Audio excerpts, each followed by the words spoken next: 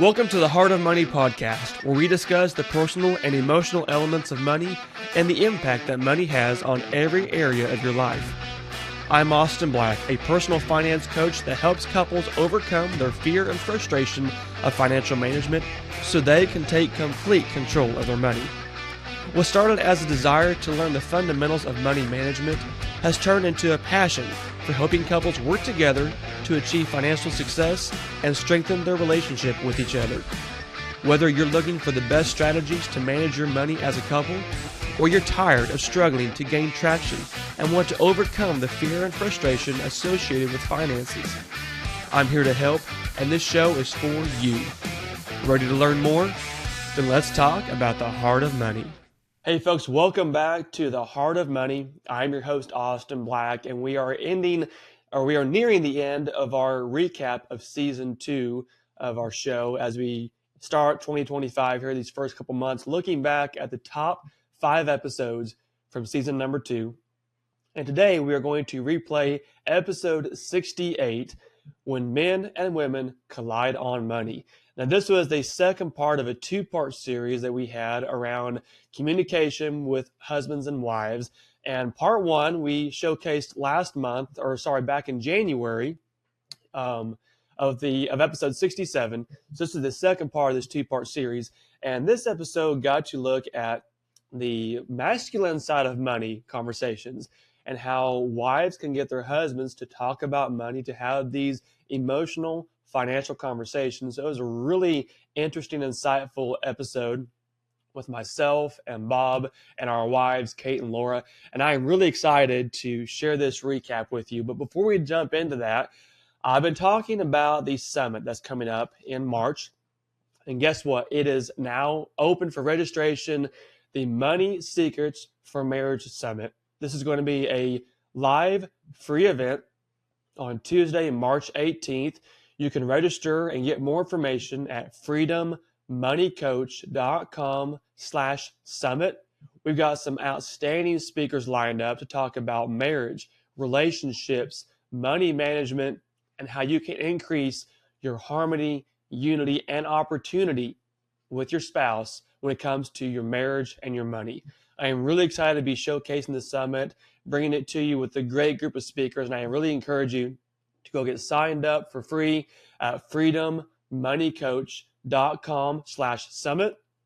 A great event, a great opportunity for you and your spouse to up-level your marriage and money management, to get new ideas, get motivated, inspired, and encouraged to make 2025 your best year when it comes to your money and marriage. So again, head on over to freedommoneycoach.com/summit to get registered for that on Tuesday, March 18th.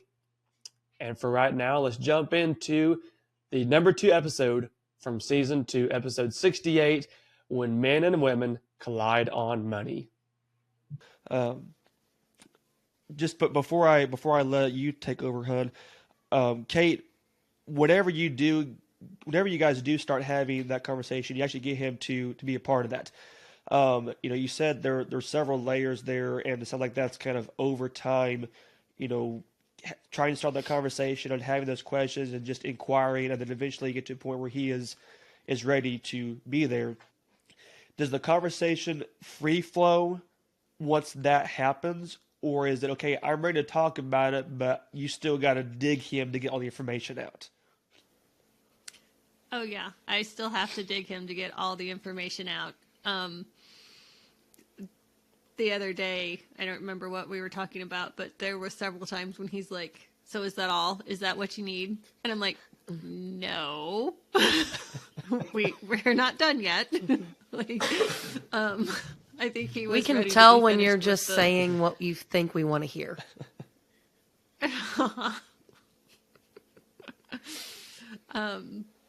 Yeah, he was ready to be done with the conversation, and I was like, no, I'm still asking questions, and I still need some more information to understand where we're at and what's going on.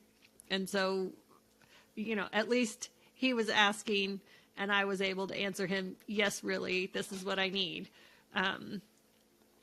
So that went better, but it was still pulling teeth to get the information. And where everything is and that kind of thing. So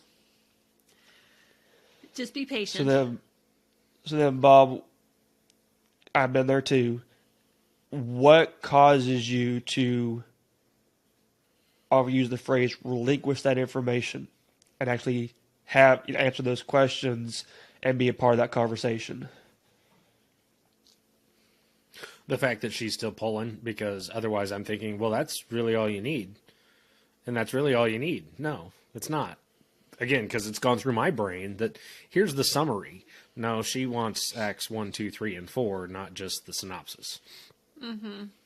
I'm a detail person and worked in accounting for a while. And, you know, now my boss laughingly tells me that, you know, well, ask her, she's in charge. Whenever things happen. So it's like, you know, I have to switch my brain from work mode to home mode when, you know, I'm not the one that has to take care of everything. So. Yeah. All right, I'll turn it over to you, Hein, to give your perspective, and I'll chime in on my commentary along the way. I mean, a lot of what Kate said of trying a few different times, whether it's something financial or emotional or, you know, something else within life that we need to talk about. I think a little different take that I have on it, though, is sometimes I know that maybe it's not necessarily the right time to have the full conversation, but I will at least plant a little seed of, this is something that we need to talk about. Do you think maybe we could talk about it later tonight? So that gives you time to think and process and come in more ready for that conversation than trying to force it at a particular time. And then a little bit of the flip side, though, is we've talked a lot about how things that a man has already thought through and then feeling like he's being questioned. But sometimes there are things that you don't even have on your radar, haven't thought about, but it's a big deal to me. And I get to where, you know, I've had things bottled up and it's time that just starts spilling out. And I have had to learn, it's a lot easier in hindsight than it is in the moment, but I have had to learn that when I've just spilled everything on you, I cannot expect you to immediately have a response, because you do not have that processing time to even know what to say. What did I just hear coming out of her mouth? How do I even respond to this? And that has been a struggle when it's been maybe in an argument setting that I have spilled things out and I'm just waiting for you to say something to make things better, and you're still trying to figure out what's even going on. Sometimes us women have to learn to spill and then shut up. Because the more we talk, the more we get the situation going further south. Yeah, I'm not very good at that one.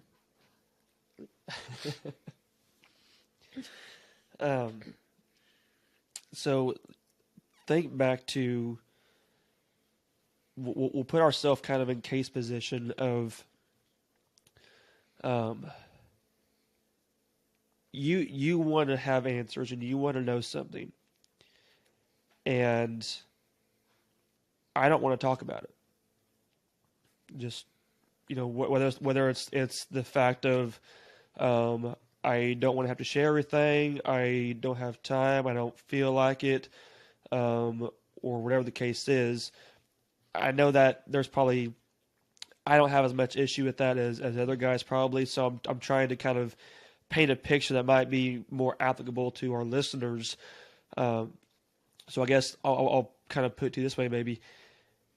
because there's been a few instances where I'm like, why do you even need to know this? This doesn't matter. Don't worry about it. I don't want to talk about it. But to you, it's very important to get that answer and to find out. And the more that you dig, the more I get frustrated and aggravated. Like, why does this even matter to you? This is just, let's forget it. There's probably some guys out there that they have their standard way of handling money, or spending money, or managing money, or just talking about money. And their wife doesn't really know what's going on. She is trying to figure out, okay, why are we budgeting this way? Why are we not budgeting this way? Why are we putting this much into retirement? What is our debt payoff? What are these all different pieces that the guy has a good handle, good grasp on? He's got under control, quote unquote. But the woman's like, I don't even know what's happening here. I don't know if this is right. I don't know, what's going on. I need to be in the know. Could you think back to some maybe of those of similar instances that we've had where you would be able to dig into that? Or I guess, how long does it take you to get me to that point sometimes? How can you get the information from me? What are some of the tactics that you use to get me to open up when I don't want to open up? I think I just look at you and say, I know this doesn't seem like a big deal to you, but it's important to me, and I need to understand this, and we have to talk about it. Or other things might have more of a time frame tied to it, to where I'll say, like, we have to talk about this because a decision has to be made by this certain day. So, whenever you're ready by this day, we have to sit down and have this conversation. And so it's getting to be a little bit more blunt, acknowledging maybe your feelings or lack of feelings about a subject, but expressing mine in the same manner.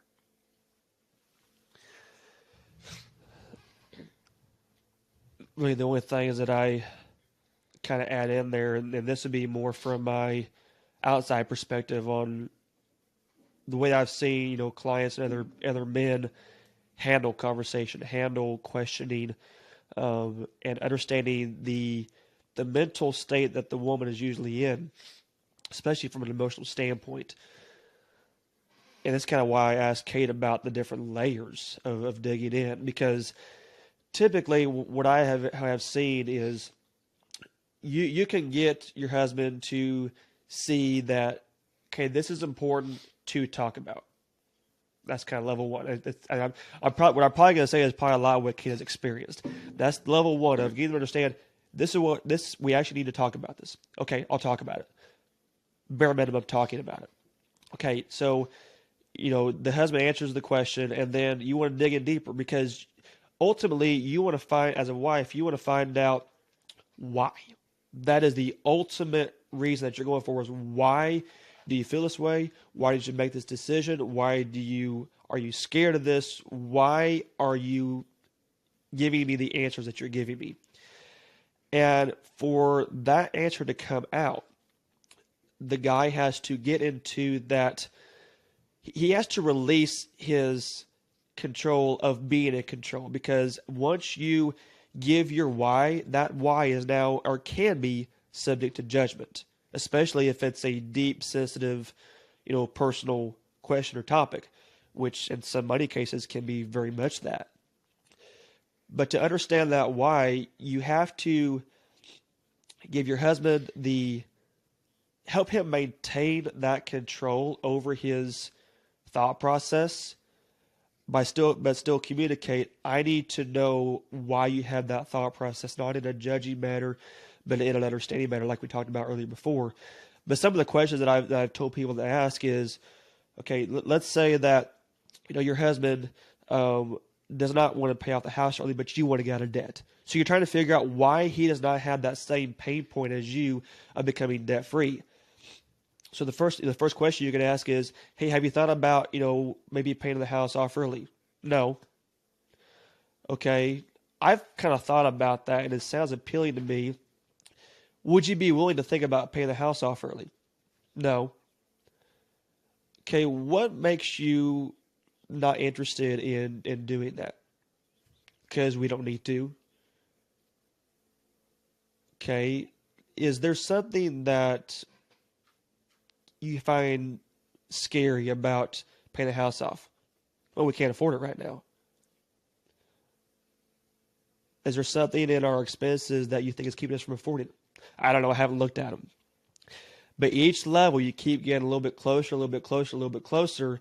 And 20 questions later, you begin to kind of peel that onion back to find out why he doesn't want to pay the house off early. It's probably because he doesn't think that it's possible, period, in America to do that because of what his grandparents did and what his parents did and what all of his friends are doing.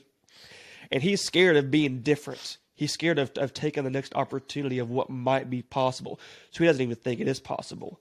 But you get down to that deep level, there is a real strong obstacle there to overcome. And once you get to that point, then you as a couple begin to work through that and begin to decipher the inner mental perspectives of money, of communication, of fear, of opportunity, of freedom. And that can be a very difficult conversation, but it's giving him that space to have his again, just the control of what he's thinking, but working to understand the resistance, the hesitation, or the fear that might be in there going down that road. Or obviously, if it's something positive, understanding why he wants to do that.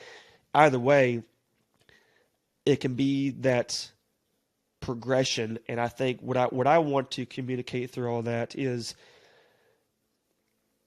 space, understanding, acknowledgement, and sincerity. I think those are four things that will really make a guy actually open up if you give him those four things and don't put him in a spot where he feels like you're critiquing, you're judging, you don't agree with him, because the conversation won't go anywhere at that point. What do you guys think kind of on that perspective and those 4 points? Is there anything that you want to add to that of how to make that conversation actually come to fruition?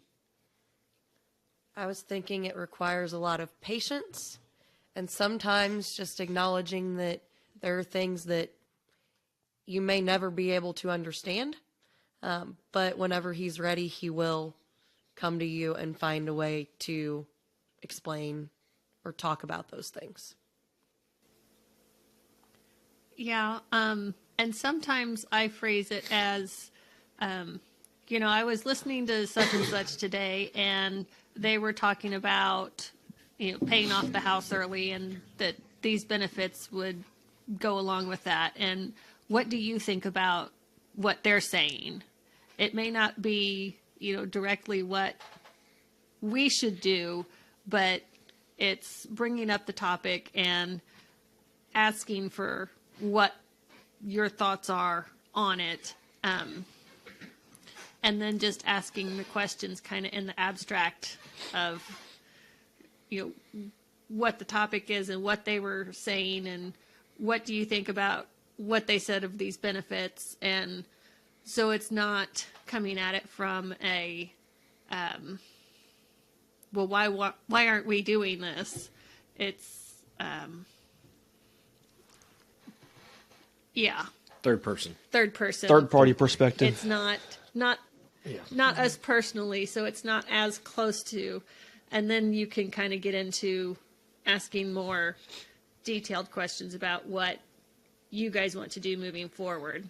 And something else that's important there is using the we, not, why did you do that? Well, can you explain to me why we're doing this?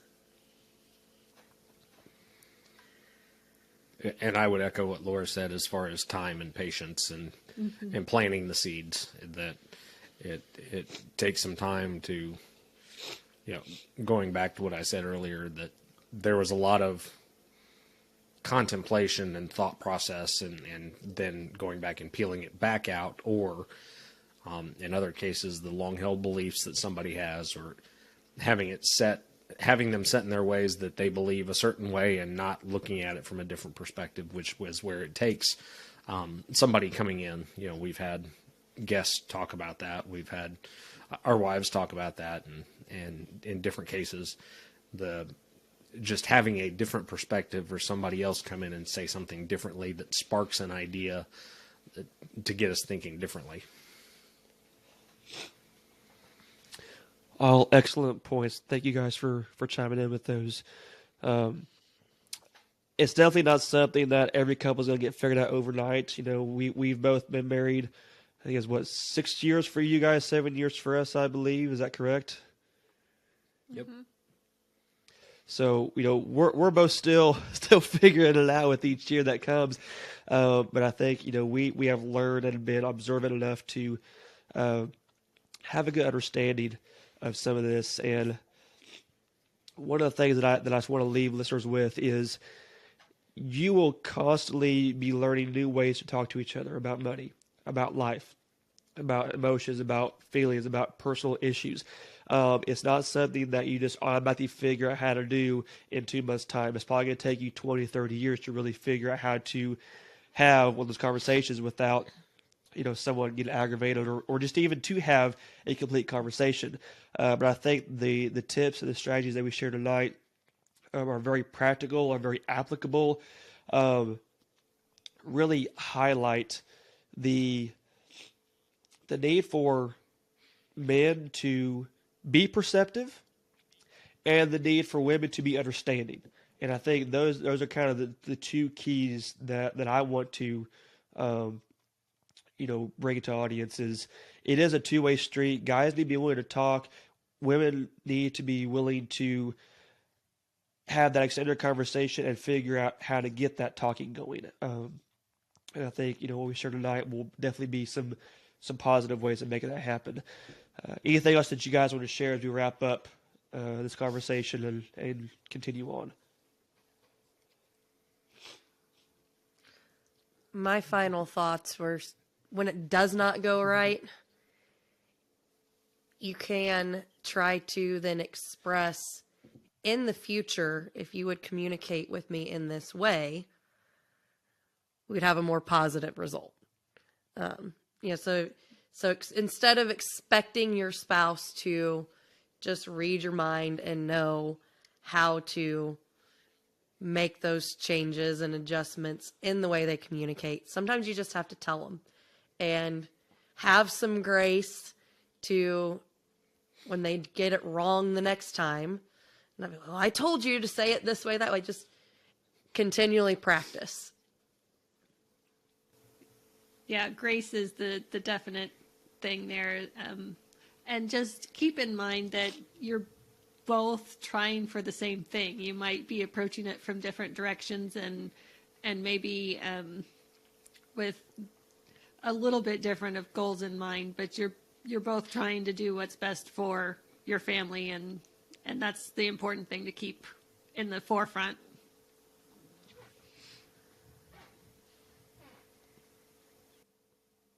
Waiting on Bob. Nope. I think it's pretty well covered.